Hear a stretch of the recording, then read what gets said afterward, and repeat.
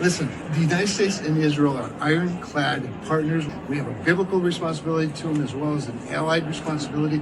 How come they never mention the oil? He's not mentioning the oil. How come it's funny, huh? They never seem to mention the oil that we're involved in these wars with. Biblical, strategical, philosophical, but not oil. Did Israel force your hand to launch these strikes against Iran? No, I might have forced their hand. So if anything, I might have forced Israel's hand. You see, we were having negotiations with these lunatics. Based on the way the negotiation was going, I think they were going to attack first. Two questions that I have, and that I wonder why the press didn't ask. One, what was it that the Iranian negotiator did that gave away they were going to attack first? Is he a bad poker player? Did he have a preemptive strike tell? Or was this simply your gut feeling, Mr. President? Kind of a reckless move, eh? Starting a war over what might have been an ill-advised seafood dish? Are you sure it wasn't gas, Mr. President? I've had gas. This was not gas. My second question, we forced the hand of another country to go to war?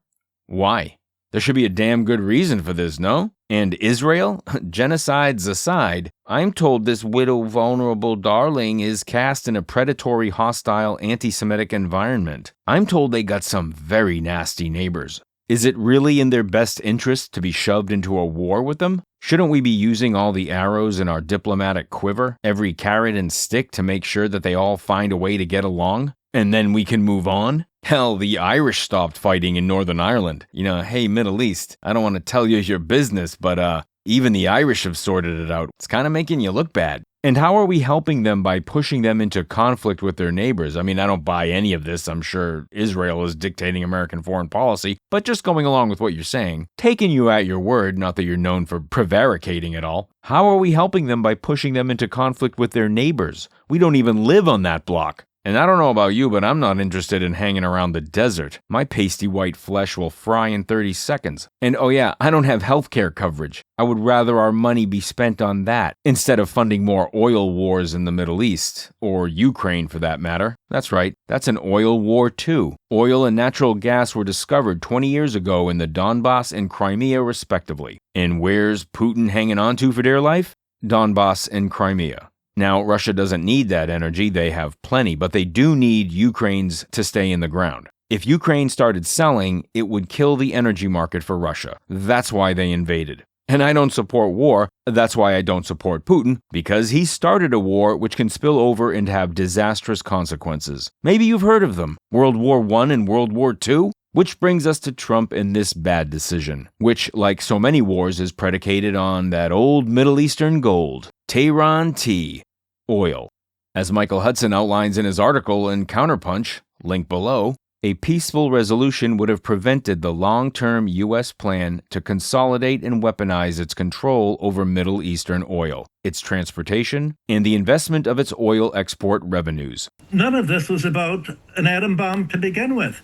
The whole reason that America's attacked Iran has nothing to do with its getting an atom bomb, because it wasn't getting an atom bomb. The aim was to control Near Eastern oil by the United States. And General Petraeus, years ago, had outlined this whole plan in saying, we're going to conquer 7 Near Eastern countries, culminating in Iran. The joint U.S.-Israeli attacks make it clear that there is nothing that Iran could have conceded that would have deterred the long-standing U.S. drive to control Middle Eastern oil and using Israel and ISIS/Al-Qaeda client armies to prevent sovereign nations in the region from emerging to take control of their oil reserves.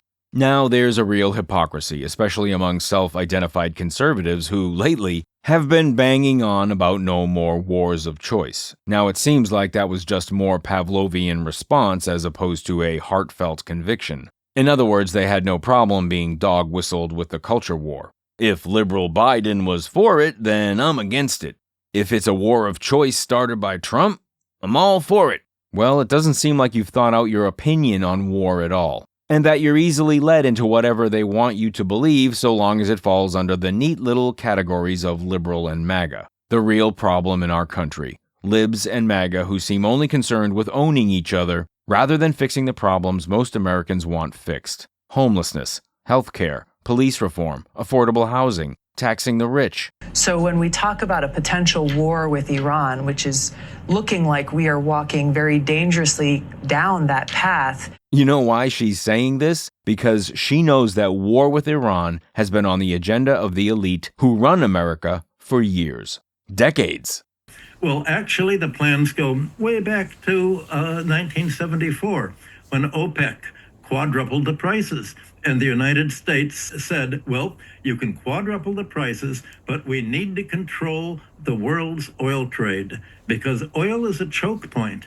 You OPEC countries can nationalize your oil. You can take control of Aramco and the other countries, but you have to make an agreement that all of your profits and rents from the oil will be lent back to the United States, recycled in the United States, priced in dollars, and invested in U.S. Treasury securities, U.S. bonds, and U.S. stocks, so that the money, the vast dollar inflows from your oil exports will all be part of the U.S. economy.